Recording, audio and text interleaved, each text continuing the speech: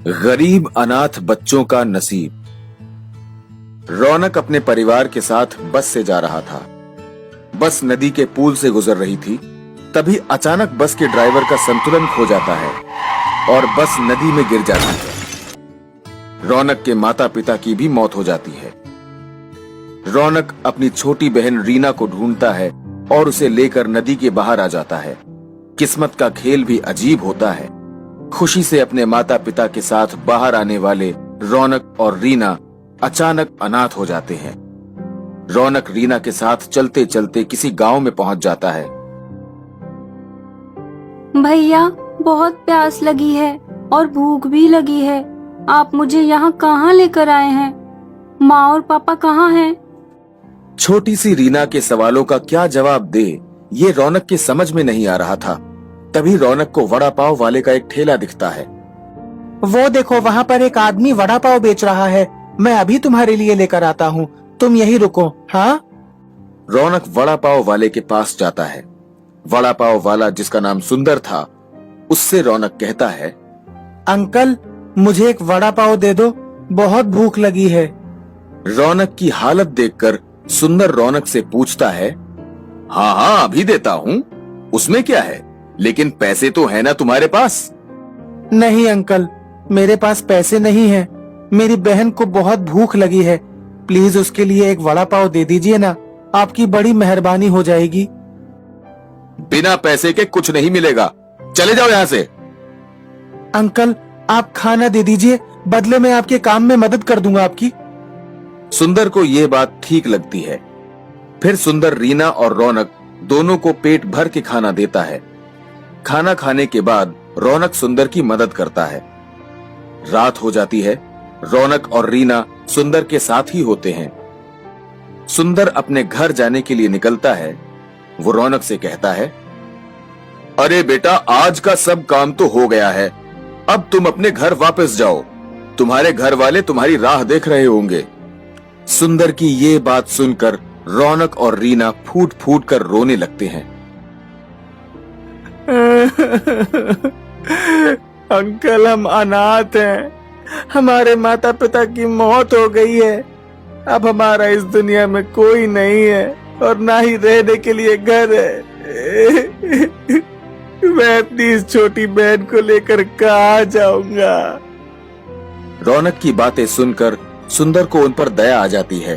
वो कहता है, बेटा, मैं तुम दोनों को रात के समय ऐसे छोड़कर नहीं जा सकता। एक काम करो, तुम मेरे साथ मेरे घर चलो। मेरा भी एक छोटा सा घर है जिसमें मैं अकेला रहता हूँ, मेरा भी कोई नहीं है। हम तीनों को एक दूसरे का साथ मिल जाएगा। सुंदर रीना और रौनक को अपने साथ ले जाता है। रीना को पढ़ने लिखने का बहुत शौक था। वो ठेले पर आलू छीलते छीलते पहाड़े बोलती थी, भैया, मुझे स्कूल जाना है, आप मुझे स्कूल क्यों नहीं भेजते? हाँ हाँ रीना, मैं जल्दी ही एक अच्छे स्कूल में तुम्हारा दाखिला कराऊंगा। उन दोनों की ये बात सुनकर सुंदर रौनक से कहता है, रीना को पढ़ने का बहुत शौक है, लेकिन हम स्कूल का खर्चा नहीं कर सकते बेटा। मैं जानता हूँ अंकल, पर मुझे रीना का पढ़ने का सपना पूरा करना है और उसके लिए मैं कुछ भी करूंगा। एक दिन रौनक कुछ सामान खरीदने के लिए बाजार गया हुआ था।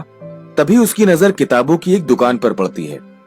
वहां पद्माकर नाम का एक आदमी अपने छोटे बच्चे के लिए किताबें खरीद रहा था। पद्माकर किताबें खरीदता है और थैली में डालकर चलने लगता है। तभी रौनक दौड़कर उस आदमी के पीछे जाता है और उसके हाथ से किताबों की थैली छीनकर भागने लगता है। पद्माकर भी रौनक के पीछे चोर चोर कहते हुए भागने लगता है। चोर चोर, अरे रोक, कहाँ भाग रहा है मेरी किताबें लेकर? रौनक भागते भागते सुंदर के ठेले के पास आकर पहुंचता है। पद्माकर भी उसके पीछे पीछे आता है। भाई साहब, आपका ये बेटा मेरी किताबें चुरा कर भाग गया।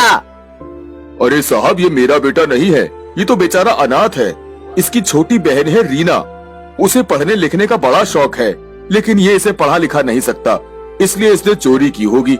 माफ कर दीजिए साहब। हाँ अंकल, मैंने अपनी बहन के लिए किताबें चुराई। मेरी बहन का सपना है कि वो पढ़ लिख कर बड़ी अफसर बने। वो बहुत होशियार भी है, लेकिन हम गरीब अनाथ हैं, हमें कौन पढ़ाएगा? मुझे माफ कर दीजिए। पद्माकर एक दयालु शिक्षक था। रौनक की बातें सुनकर उसे बहुत दुख होता है। तुम्हारे साथ बहुत बुरा हुआ बच्चों। मैं एक शिक्षक हूं। मैं अपने ही स्कूल में रीना का दाखिला करवाकर उसकी पढ़ाई शुरू करवाता हूं। आज से रीना मेरी स्टूडेंट है। तुम्हारी पूरी फीस मैं भरूंगा। रीना और रौनक दोनों को बहुत खुशी होती है। अगले दिन से रीना खुशी से स्कूल जाने लगती है। रौनक सुंदर से वड़ा पाव बनाना सीख लेता है और दोनों मिलकर वड़ा पाव का धंधा बढ़ा देते हैं।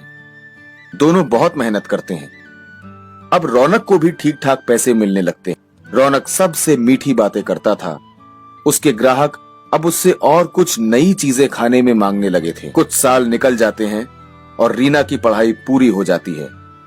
उसका देखा हुआ सपना पूरा हो जाता है और वो पढ़ लिख कर एक बहुत बड़ी अफसर बन जाती है। उनकी डिमांड्स को ध्यान में रखते हुए रौनक सुंदर के साथ मिलकर एक होटल खोल देता है। उसका होटल पूरे शहर में मशहूर हो जाता है।